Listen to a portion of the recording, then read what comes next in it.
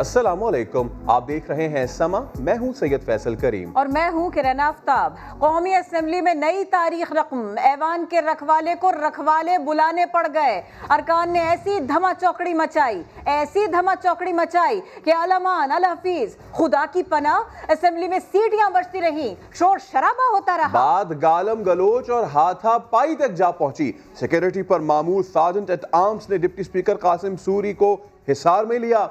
कानून साजी की जगह पर क्या क्या चलता रहा, वहाब कामरान की रिपोर्ट।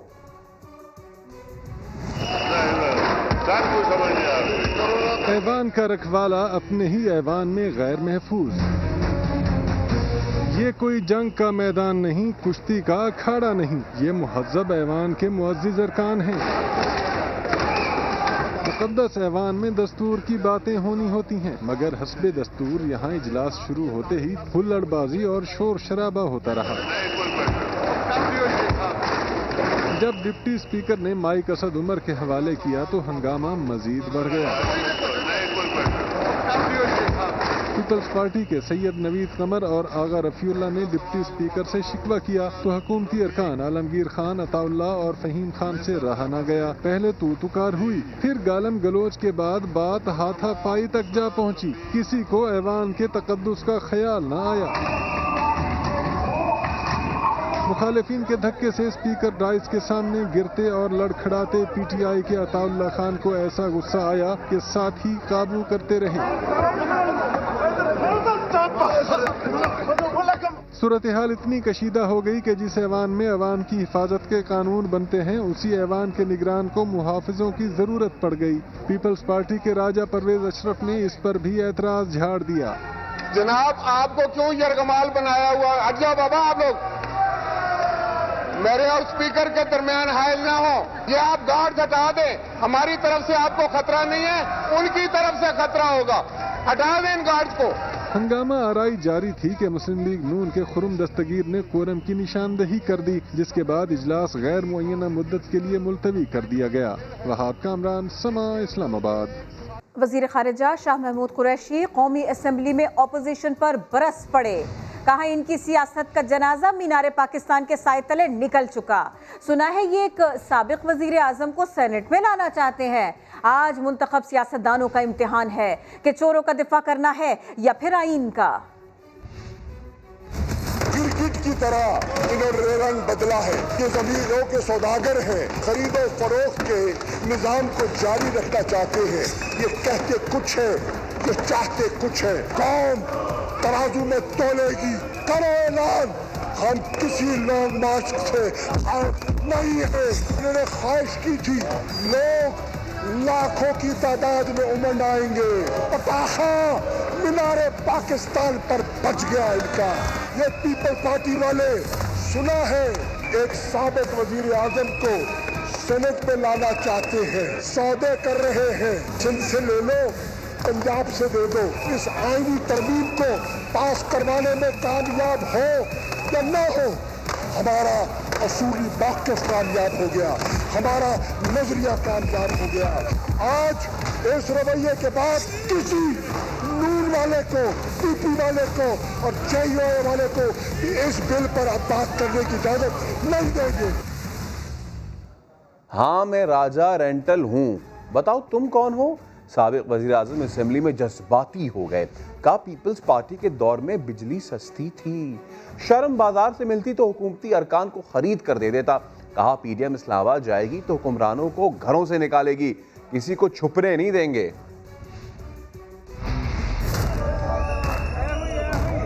ये झूठे और मकार लोग से हमें दर्श देते हैं।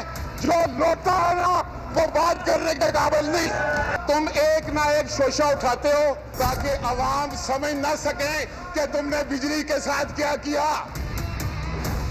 मैं राजा रेंटल हूँ, मैं राजा हूँ, लेकिन तुम कौन हो? मुझे रेंटल कहते हो तो मैं 4 रुपए का यूनिट देता था, तुम 26 रुपए का यूनिट देते हो। शर्म करो। शर्म अगर मिलती बाजार से तो मैं लेकर इनको दे देता। अवाम जो है वो इनको इंतजार में है, ये उनको मिल जाए तो इनका तिया पांचा हो जाएगा। कहता था महंगाई हो तो वजीर आजम चोर है, तो आज वजीर आजम चोर है। डेस्क बजाने वाले भी जो है वोट दूसरी तरफ देना चाहते हैं, क्योंकि इन्होंने एडवांस पकड़ लिया है। बाबा बदनाम हमें कर रहे हो। ओ बाबा, ओ बाबा, ओ बाबा, खुदा का खौफ करो झूठे लोगों। जब हम इस्लामाबाद आएंगे तो आपको पनाह नहीं मिलेगी। ये जो करतूत आप कर रहे हैं ना, हम आपको ढूंढ कर निकालेंगे, घरों में जाकर निकालेंगे कि भाई आप आए। इतना गुस्सा, ऐसा हंगामा, ये सब क्यों करते हो? कौमी असेंबली में वज़रा ने ऑपोजिशन को खरी खरी सुना दी। असद उमर ने कहा तरमीमी बिल पास होने से कारोबार बंद हो जाएगा, वोटों की मंडी खत्म हो जाएगी। फवाद चौधरी बोले नवाज शरीफ और जरदारी ने वोट खरीदने में मास्टर्स किया हुआ है। कानून लेके आए जिसमें बकरा मंडी लगनी बंद कर दे तो बेचारों का गुजर बसर कैसे होगा? अपना जूता उतार के लहराया है, यानी इसको अपने घर में किसी ने तमीज नहीं सिखाई, वो ऐवान में पहुंच गए। जनाब स्पीकर, कौमी असम्बली के इजलास में एक बार फिर तूफान बदतमीजी, फवाद चौधरी की अपोजिशन अरकान पर शदीद तनकीद। दो चार लोग ऐसे आ गए हैं जो कि सरगोदा वगैरह में ट्रक वगैरह चलाते थे, ट्रक चलाते चलाते यहाँ पे पहुंच गए हैं, तंजीम साजियाँ करते करते यहाँ पर पहुंच गए हैं। तीसरे के अपने 3-4 रक्शे हैं वो चलाता है, उनको पता ही नहीं है ऐवान क्या है, उसकी हैसियत क्या है, उसकी कदर क्या है। फवाद चौधरी ने कहा कि शफाफ इलेक्शन के लिए आने वाले बिल की मुखालफत से अपोजिशन की जहनी पस्ती साबित हो गई। इतनी कंप्रोमाइज लीडरशिप, इतनी इखलाकी पस्त हालत की लीडरशिप पाकिस्तान की तारीख में जनाब स्पीकर नहीं आई जो आज हमें अपोजिशन में जिस लीडरशिप का सामना है। वफाकी वजीर असद उमर ने भी अपोजिशन पर लफ्जों के तीर बरसाए। अब मामला उन हवारियों तक भी पहुंच रहा है जिस्म नहीं अपना। जब मेंबरान अपना जमीर पैसे के लिए बेच रहे हों, ऐसी जमहूरियत की कदर हो सकती है? करोड़ों रुपए की लागत से मुनक्किद होने वाला इजलास एक बार फिर चोर, डाकू और लुटेरे की गूंज में खत्म हो गया। पीडीएम तो इस्तीफे देने जा रही थी, रातों रात क्या हुआ कि सब बदल गया? राज है, फाश नहीं करूंगा। शाह महमूद कुरैशी पीडीएम को ताने मारते रहे, हुकूमती बेंचेस से कहकहे गूंजते रहे। असद उमर भी एक्टिव नजर आए, क्रिकेट के मशहूर फैन की याद ताज़ा कर दी।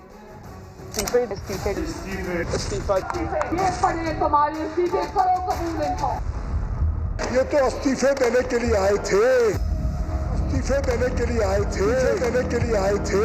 इस्तीफा देते देते रातों रात पता नहीं क्या हुआ, पता नहीं क्या हुआ, क्या हुआ, क्या हुआ, पता नहीं क्या हुआ। वो राज है, राज खोलना नहीं चाहता। वो जाविया तब्दील कैसे हो गया? इस्तीफे उठा के इनके मुंह पर मारने चाहिए। मुंह पे मारने वाले आज मुंह की खा रहे हैं। जमहूरियत की जो ताकत है, जो जमहूरियत का फैलाव है,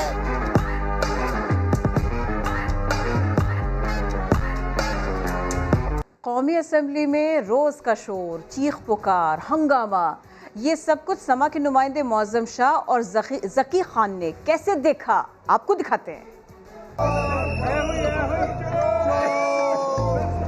ये सीटी, ये गाली, हंगामा, ये ताली, हमें कौन से लोग मुहज्जिब ऐवान में हरकतें बेमिसाली। तमाम लोग स्पीकर साहब बोले बजाय फिर आप न देंगे ये मौका है घाटे का सौदा। ये नहीं बोल सकेंगे, ये तो कोई तरीका नहीं है ना।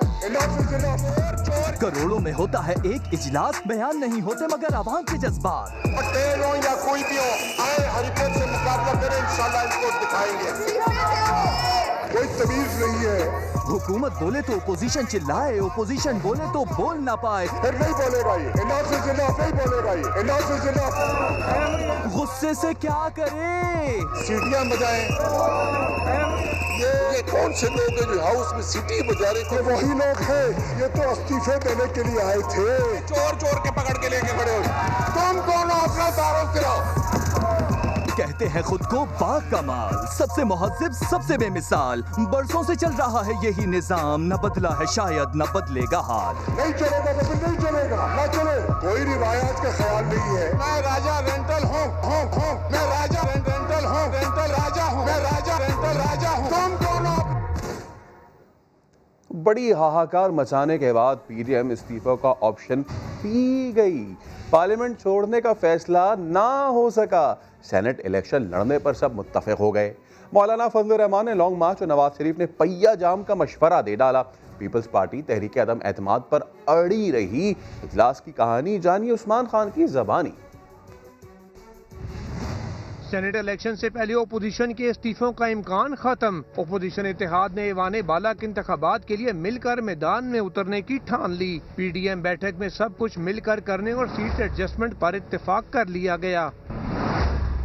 اجلاس میں مولانا فضل الرحمان نے لانگ مارچ اور دھرنے کا مجوزہ شیڈیول بتا دیا۔ بولے لانگ مارچ 15 مارچ کو اسلام آباد پہنچ کر دھرنے میں بدل جائے گا اور دھرنا رمضان المبارک سے ایک روز پہلے تک جاری رہے گا۔ اخراجات کے لیے چندہ جمع کرنے کی بھی تجویز۔ لیگی قائد نواز شریف کا ویڈیو لنک خطاب میں مہنگائی مارچ کے ساتھ پہیہ جام ہڑتال پر بھی زور۔ کہا عوام کو مسائل سے چھٹکارا نہ دلایا تو تاریخ کبھی معاف نہیں کرے گی۔ پیپلز پارٹی کا وزیراعظم کے خلاف تحریک عدم اعتماد لانے پر زور۔ نون لیگ نے نمبر پورے نہ ہونے کا سوال اٹھا دیا۔ کاف لیگ اور ایم کیو ایم کو ساتھ ملانے کی بات بھی کر دی، جس پر جعلی رہنماؤں نے دعویٰ کیا کہ حکومت کے اتحادی تو پہلے ہی ہمارے ساتھ رابطے میں ہیں، بس پی ٹی آئی کی تقسیم کا فائدہ اٹھاتے ہوئے تحریک پنجاب سے شروع کرنا ہوگی۔ مولانا فضل الرحمان اور مریم نواز کا یہ بھی کہنا تھا کہ حکمران جماعت کے ممبران کا اپنی پارٹی پر اعتماد نہیں رہا تو اوپن بیلٹ یاد آ گیا۔ چیئرمین سینٹ کے لیے ہارس ٹریڈنگ کرتے وقت حکومت کو اوپن بیلٹ کی یاد کیوں نہ آئی؟ فضل الرحمان سینٹ الیکشن میں حصہ لیں، جیتیں، جمہوریت مضبوط ہوگی۔ وزیر داخلہ شیخ رشید نے مشورہ دیا، کہا یوں بھی پی ڈی ایم کا غصہ کم ہو چکا ہے، انہیں سینٹ میں اوپن بیلٹ الیکشن میں حصہ لے لینا چاہیے، جلد سے جلوسوں سے حکومتیں نہیں جاتی۔ مجھے امید ہے کہ پی ڈی ایم میں لانگ مارچ سے آگے نہیں جائے گی یا عدم اعتماد تک جائے گی، اور سینٹ کے الیکشن پہلے یا دوسرے ہفتے میں مارچ میں 11 تاریخ کو یا 13 تاریخ کو اس ملک میں جمہوریت کو اور مضبوط کریں گے۔ اور میں تو خواہش رکھتا ہوں کہ مولانا فضل الرحمان کے پی کے یا بلوچستان جہاں سے وہ پسند کریں اس سینٹ کے الیکشن میں خود حصہ لیں تاکہ جمہوریت مضبوط ہو۔ اور جو لوگ یہ سمجھ رہے ہیں کہ تحریکوں سے حکومتیں چلی جاتی ہیں، تو ہم نے 126 دن عمران خان کے ساتھ دھرنا دیا، حکومت نہیں گئی۔ اور میں توقع رکھتا ہوں جو اوپن ووٹ ہے اس میں اپوزیشن کو حصہ لینا چاہیے۔ روز ایسے مواقع نہیں آتے، اور جو سیاستدان مواقعوں کو ہاتھ سے کھو بیٹھتے ہیں بعد میں پچھتاتے ہیں۔ تو بھئی 2006 میں جو دونوں پارٹیوں نے دستخط کیے ہیں میثاق جمہوریت میں اوپن بیلٹ پہ، اس کا احترام کریں۔ اور آج جو بھی یہ فیصلہ کریں گے، کل بطور وزیر داخلہ 2 بجے لال حویلی کے باہر اس کا جواب دوں گا۔ پیپلز پارٹی اور اسٹیبلشمنٹ میں ڈیل کی خبروں پر نون لیگی رہنما شاہد خاقان کہتے ہیں کہ یہ پیپلز پارٹی جانے یا اسٹیبلشمنٹ، اگر پیپلز پارٹی نے ابھی تک پی ڈی ایم کے تمام فیصلوں کی پابندی کی ہے، 11 جماعتیں ایک نقطے پر قائم ہیں جو پی ڈی ایم کی کامیابی ہے۔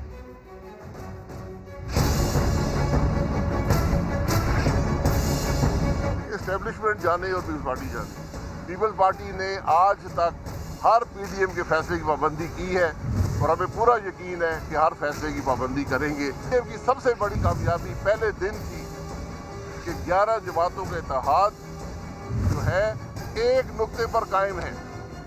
جن لوگوں کو ہم غدار کہا کرتے تھے وہ بھی آج پاکستان کے سیاسی دھارے میں شامل ہیں، اور وہ بات کر رہے ہیں پاکستان کے آئین کی، یہ برما کے آئین کی بات نہیں کر رہے۔ پاکستان ملک کو پاکستان کے آئین کے مطابق چلایا جائے۔ کمیشن کا صرف ایک مقصد ہے کہ براڈ شیٹ کی حقیقت کو چھپایا جائے، لیکن یہ نہیں چھپے گی، یہ حقیقت چھپ سکتی ہی نہیں ہے۔ آج نہیں تو کل سامنے آئے گی۔ یہ کمیشن بنانے والے بھی ایکسپوز ہوں گے، کمیشن چلانے والے بھی ایکسپوز ہوں گے۔ ملک کا وزیر اعظم ایک ہفتے کہتا ہے جی 1 ارب کی کرپشن ہوئی ہے، ہفتے بعد کہتا ہے جی میرا کوئی براڈ شیٹ سے تعلق نہیں ہے۔ آج ایک ایسی حکومت ہے جس کو سچ بولنا نصیب نہیں ہوتا۔ سارے معاملات ایک طرف، کشمیر کی بات ایک طرف، یہی ہونا بھی چاہیے تھا، لیکن کیا ہوا ہم آپ کو بتاتے ہیں۔ وفاقی وزراء نے اسلام آباد میں حریت رہنماؤں کے ساتھ مشترکہ پریس کانفرنس کی۔ یوم یکجہتی کشمیر یہ موضوع تھا، پھر توپوں کا رخ اچانک سیاسی مخالفین کی طرف ہو گیا۔ عمر آصف کی رپورٹ۔ پچھلی حکومتوں نے کشمیر کے لیے کچھ نہیں کیا. پی ٹی آئی مسئلہ کشمیر کو دوبارہ دنیا کے نوٹس میں لائی. وزیر اطلاعات شبلی فراز نے پریس کانفرنس کا آغاز تو کیا مودی حکومت پر تنقید سے. جس طرح کی حکومت انڈیا میں آئی ہے، میرا خیال ہے کہ پچھلے 70 سال میں اس جیسی ظالم اور اس جیسی غیر جمہوری اقدامات اور ایسے اقدامات جس کا کہ نہ جمہوریت کے ساتھ تعلق ہے، انکلوسیونیس یا سیکولر ہونا انڈیا کا، وہ ساری ایکسپوز ہو گئے ہیں. شبلی فراز کے بعد تو جیسے موضوع ہی بدل گیا. توپوں کا رخ سیاسی مخالفین کی جانب ہوا تو نشانہ بنے سابق چیئرمین کشمیر کمیٹی فضل الرحمان. 28 میٹنگز ہوئی 10 سالوں میں اور 64 پریس ریلیزز جاری ہوئی. سول سوسائٹی کے ساتھ، ہیومن رائٹس کے ساتھ، گلوبل کی فورمز میں کہیں بھی مولانا صاحب نے کسی لیول پر کوئی رول پلے نہیں کیا. وفاقی وزیر برائے امور کشمیر و گلگت بلتستان علی امین گنڈا پور نے مولانا فضل الرحمان کو بار بار تنقید کا نشانہ بنانے کی وجہ بھی بتا دی. کرپشن میں بناتا ہوں، اس کے ان اقدامات میں بناتا ہوں کہ جو اس نے پاکستان کے خلاف کیے. پریس کانفرنس میں موجود کشمیری رہنماؤں نے وزیر اعظم عمران خان کی کشمیر پالیسی پر اطمینان کا اظہار کیا. کیمرامین چنگیز چودھری کے ساتھ عمر آصف، سما، اسلام آباد. مودی سرکار نے چلی ایک اور مکرانہ چال. تفصیلات اسی بلیٹن میں. پاک فوج ہائبرڈ وار کے جدید چیلنجز سے نمٹنے کے لیے پوری طرح سے ہے تیار اور چوکس. Army chief general Qamar Javed Bajwa نے کشمیریوں کی خواہشات کے مطابق مسئلہ کشمیر کے منصفانہ حل کے عزم کا اظہار بھی کیا. عثمان خان کی رپورٹ. سپہ سالار جنرل قمر جاوید باجوہ کا دورہ لاہور کے ریجن میں افسران سے خطاب میں پیشہ ورانہ امور، ملک کی اندرونی و بیرونی سلامتی کی صورتحال پر گفتگو. آئی ایس پی آر کے مطابق آرمی چیف نے افسران کو مشرقی سرحدوں اور مقبوضہ کشمیر کی تازہ ترین صورتحال سے بھی آگاہ کیا. سپہ سالار نے کشمیر کے عوام کی خواہشات کے مطابق مسئلہ کشمیر کے منصفانہ حل کے عزم کا اظہار کرتے ہوئے کہا کہ کشمیر اور خطے کے عوام امن کے حقدار ہیں. آرمی چیف کا کہنا تھا کہ ہائبرڈ وار کے جدید چیلنجز سے نمٹنے کے لیے پوری طرح سے تیار اور چوکس ہیں. کشمیر پاکستان کی شہرگ ہے. شکریہ پاکستان، شکریہ عمران خان، شکریہ جوان. یوم یکجہتی کشمیر پر کشمیریوں کا پاکستان کے نام پیغام. سری نگر کی سڑکوں اور گلیوں میں وزیر اعظم عمران خان کے حق میں پوسٹرز لگ گئے. کشمیریوں نے جدوجہد آزادی کو جاری رکھنے کے عزم کو دہرایا. بھارت سے آزادی تک عملی جدوجہد جاری رکھیں گے، ایسا اعلان کیا. مودی سرکار وادی کشمیر پر قبضے کے بعد آبادی کا تناسب بگاڑنے کے ہتھ کنڈوں پر اتر آئی. غیر کشمیریوں کو مقبوضہ کشمیر میں بسانے کے عزائم سامنے آ گئے. اسی بدنیتی کے تحت مقبوضہ کشمیر میں مردم شماری بھی 2026 تک ملتوی کر دی گئی. کشمیر کے اصل باشندوں کو بے دخل کرو. ہندوستان کے دیگر علاقوں سے غیر کشمیریوں کو لا کر کشمیر میں بسا دو. مقبوضہ کشمیر میں غیر قانونی قبضے کو طول دینے کے لیے مودی سرکار کی مکرانہ چال. 18.5 لاکھ سے زائد غیر کشمیریوں کو کشمیر کا ڈومیسائل دے دیا گیا. 10,000 سے زائد مزدوروں کو بہار سے کشمیر میں منتقل کیا گیا. 4 سے 5 لاکھ کشمیری پنڈتوں کے لیے اسرائیل کی طرز پر الگ کالونیوں کی تیاری. مقبوضہ کشمیر میں اونے پونے داموں جائیداد خریدنے کی دوڑ میں بھارتی اور غیر ملکی کمپنیوں کے ساتھ ساتھ بھارتی فوج بھی شامل. زمین خریدنے کی صورت میں سیکیورٹی فورسز کے لیے NOC کی شرط بھی ختم. بھارتی افواج پہلے ہی کشمیر میں 53,353 ایکڑ اراضی پر قابض. اب دلی سرکار نے مسلح افواج کو اسٹریٹجک ایریاز کے قیام کی اجازت بھی دے دی. مقبوضہ کشمیر میں ہندو وزیر اعلیٰ لانے کے لیے بھی مودی سرکار سرگرم. جموں کشمیر میں BJP کا قیام بھی اسی مقصد کے تحت ہوا. جموں کشمیر اسمبلی کی 7 نشستیں بڑھانا بھی منصوبے کا حصہ. نئی حلقہ بندی کے بعد انتخابات کا ڈھونگ رچا کر سادہ اکثریت حاصل کرنے کی کوشش کی جائے گی. خطے کے اصل وارثوں کو بے دخل کرنے کے لیے مقبوضہ کشمیر میں اگلی مردم شماری بھی 2026 تک ملتوی کر دی گئی ہے.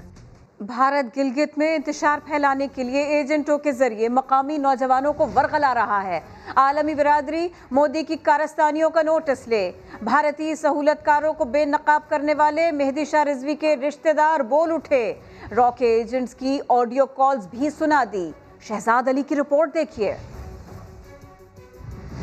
गिलगित बल्तिस्तान में भी भारत के मकरू अज़ाइम का पर्दाफाश। नौजवान मेहदी शाह के बाद उनके अहल खाना और सियासी रहनुमाओं की प्रेस कॉन्फ्रेंस। रहा के पाकिस्तान मुखालिफ प्रोपेगेंडे के हवाले से मजीद भयानक इंकशाफात। कहा भारतीय मोहरे सजाद राजा और अमजद मिर्जा जैसे लोग पैसों का लालच देकर जीबी के नौजवानों को इस्तेमाल कर रहे हैं। मेहदी शाह रिजवी ने जिस टोले की निशानदेही की है, ये वही टोला है जो दिन रात पाकिस्तानी फौज पर भौंकते हैं। इस टोले का ताकुब होना चाहिए। डिसइंफो लैब रिपोर्ट में जिनके नाम आए हैं, उनके अलावा भी कम से कम 20 पर्दा नशीनों के नाम हमारे पास अब भी उनके सबूत मौजूद थे।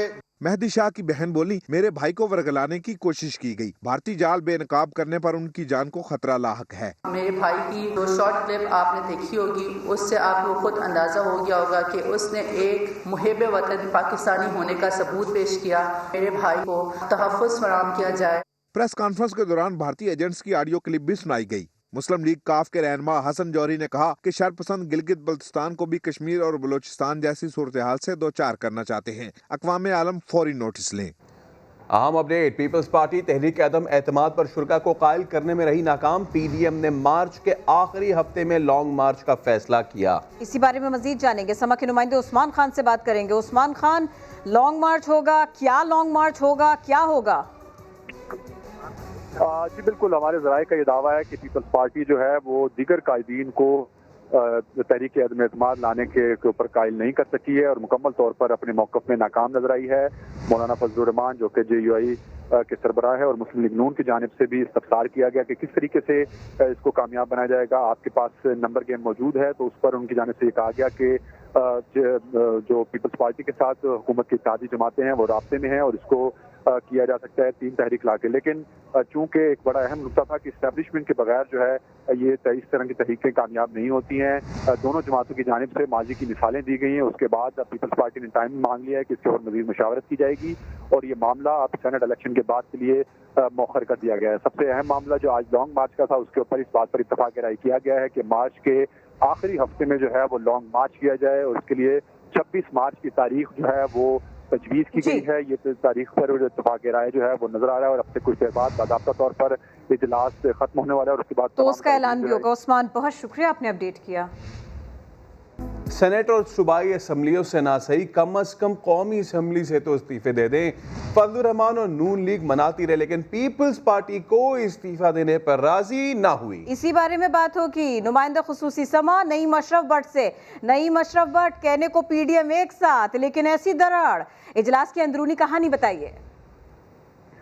जी किरण, अभी हम ये नहीं कह सकते कि पीपल्स पार्टी बिल्कुल ही उस पर राजी नहीं। एक तजवीज़ ज़रूर मुस्लिम लीग नून और फजलुर रहमान की जानिब से आई और वो यही थी कि एटलीस्ट जब लॉन्ग मार्च खत्म हो तो हमें कुछ तो बताना है। आपने जो 7 लोग आएंगे, 6-7 रोज लग सकते हैं उसमें लॉन्ग मार्च में, तो फिर उनको एंड कुछ तो बताना है। तो उसके लिए इस्तीफे जो हैं वही एक बेहतरीन ऑप्शन है। उसका ऐलान हम करें लॉन्ग मार्च के एंड पे और कम से कम कौमी असम्बली से ही आप मांझे अगर कोई सिंध में मसला है। और पीपल्स पार्टी तहरीक अदम एतमाद जो है वो उसी पर अड़ी रही और कहती रही है कि उस पे हमें टाइम दें। हो सकता है कि हम इसमें कुछ ब्रेक थ्रू करें क्योंकि पीटीआई के कुछ अरकान जो हैं उनसे राब्ते में हैं। उसको फिर आड़े हाथों लिया मुस्लिम लीग नून ने और कहा बहुत शुक्रिया, आपने अपडेट किया। गुलकार बिलाल सईद के अपने भाई के साथ झगड़े की वीडियो सामने आ गई। एक खातून भी नजर आ रही है जिसे बिलाल सईद लाते मारते दिखाई दे रहे हैं। ये झगड़ा क्यों हुआ, जानते हैं मोहम्मद कुर्बान की इस रिपोर्ट में। गुलकार बिलाल सईद का भाई से झगड़ा, डॉल्फिन फोर्स के एहलकार भी काबू ना कर सके। जराये के मुताबिक झगड़े की वजह बनी भाई की खातून से दोस्ती, जो फुटेज में भी नजर आ रही है। बिलाल सईद ने खातून को भी लाते मारी और भाई को थप्पड़ नसीब किए।